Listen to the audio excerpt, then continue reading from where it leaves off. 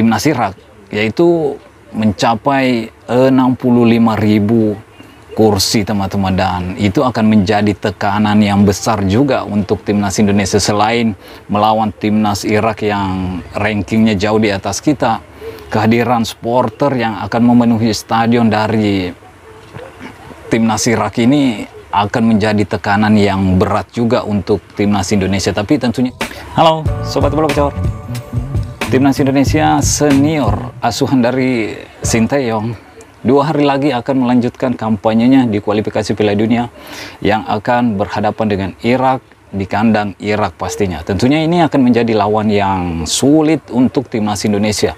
Bermain di kandang Irak yang kita tahu secara peringkat Irak juga jauh di atas timnas Indonesia.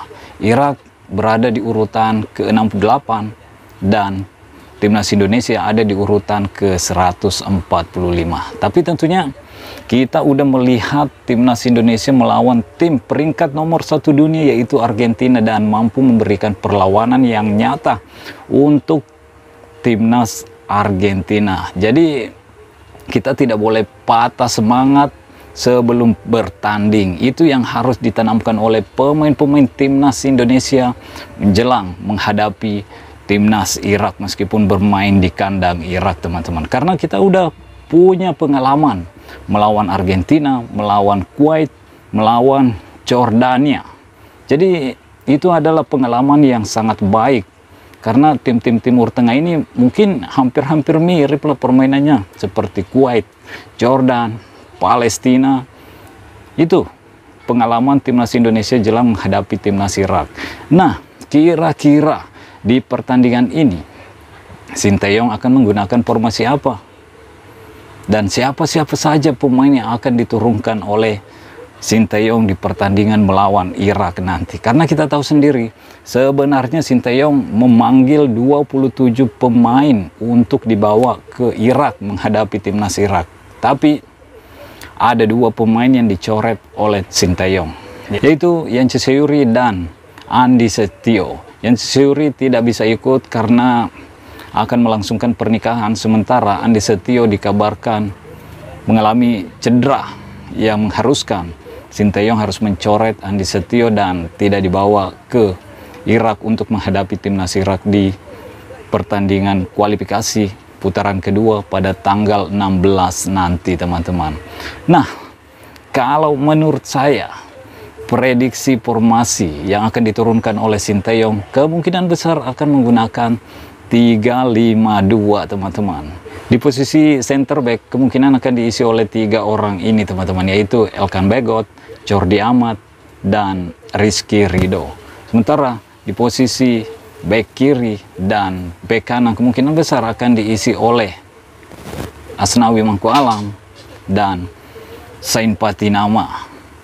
Arhan akan menjadi cadangan dan mungkin di babak kedua baru akan dimasukkan oleh Sinteyong. Di lini tengah kemungkinan akan diisi oleh 3 pemain ini, yaitu Mark Klok, Ricky Kambuaya, dan Arkan Pikri.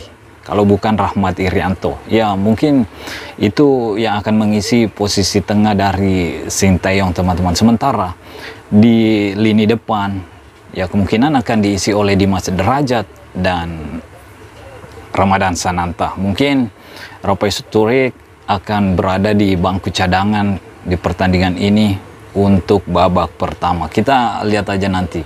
Dan kita tahu sendiri di pertandingan ini katanya supporter dari Irak akan memenuhi stadion karena kabarnya tiket dari pertandingan ini udah ludes. Dan kalau kita melihat kapasitas stadion dari timnas Irak yaitu mencapai 65.000 kursi teman-teman, dan itu akan menjadi tekanan yang besar juga untuk timnas Indonesia. Selain melawan timnas Irak yang rankingnya jauh di atas kita, kehadiran supporter yang akan memenuhi stadion dari timnas Irak ini akan menjadi tekanan yang berat juga untuk timnas Indonesia. Tapi tentunya kita berharap timnas Indonesia tidak terganggu dengan kehadiran supporter dari timnas Irak yang akan memenuhi stadion nantinya, karena kita udah teruji sih secara mental kalau menurut saya di timnas senior ini.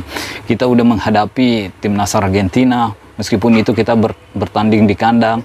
Begitupun dengan timnas Palestina, dan di luar kandang kita udah menghadapi tim-tim Timur Tengah yang seperti saya sebutkan di awal-awal video bahwa kita udah melawan Jordania dan Kuwait, dan kita berhasil mengalahkan Kuwait. Sementara Jordania harus susah payah juga untuk mendapatkan gol kemenangannya ketika menghadapi timnas Indonesia, teman-teman. Jadi sekali lagi saya berharap timnas Indonesia mampu mencuri 1 poin, minimal 1 poin, kalau tidak bisa membawa pulang 3 poin dari kandang Irak. Tentunya kalau timnas Indonesia mampu mendapatkan 1 poin atau bahkan 3 poin dari kandang Irak, tentunya akan menjadi modal bagus jelang menghadapi pertandingan berikutnya, yaitu menghadapi Filipina di kandang Filipina, teman-teman. Jadi itu harapan saya. Gimana menurut kalian tentang pertandingan ini? Apakah tim asuhan dari Sintayong ini benar-benar mampu memberikan sesuatu yang mungkin kita tahu bahwa pertandingan ini sulit, tapi harapan itu selalu ada. Seperti yang selalu saya bilang di video-video sebelumnya, bahwa sepak bola itu bukan matematika. Apapun bisa terjadi di atas lapangan, meskipun kita secara peringkat di bawah, tapi bukan tidak mungkin kita bisa memberikan kejutan dan mendapatkan poin maksimal dari kandang Irak. Jadi itu yang saya bilang sebelumnya, kita tidak boleh pesimis, kita harus optimis. Meskipun kita tahu Irak merupakan tim yang kuat, tim yang baik, tapi timnas kita juga merupakan timnas yang baik, timnas yang kuat, yang udah teruji melawan tim-tim kuat seperti Argentina, Palestina, Kuwait, terus siapa lagi? Banyak teman-teman yang udah kita lihat. Timnas asuhan Sintayong ini udah mampu memberikan perlawanan kepada tim-tim yang secara peringkat di atas timnas Indonesia. Jadi menurut saya peringkat dari timnas Indonesia hanya sebuah angka dan tidak menunjukkan kekuatan timnas Indonesia yang saat ini berada di peringkat 145. Kita seharusnya berada di peringkat 100 ke atas juga kalau secara kekuatan yang dimiliki oleh timnas Indonesia saat ini, teman-teman. Dan yang terakhir, sekali lagi saya berharap timnas Indonesia mampu mencuri poin dari kandang Irak. Oke, sampai di sini dulu. Stay healthy, no baper-baper. Bye-bye.